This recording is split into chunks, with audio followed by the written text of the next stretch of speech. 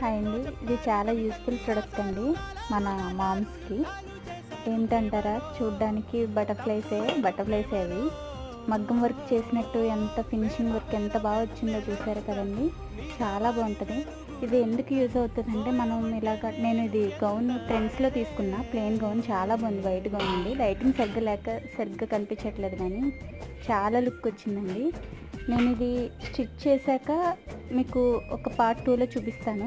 అలా ప్లెయిన్ గౌన్స్కి అలా ఒకటో లేకపోతే రెండో బటర్ఫ్లైస్ పెట్టచ్చండి. నాకు అది కేవలం 242 రూపీస్కే వచ్చింది.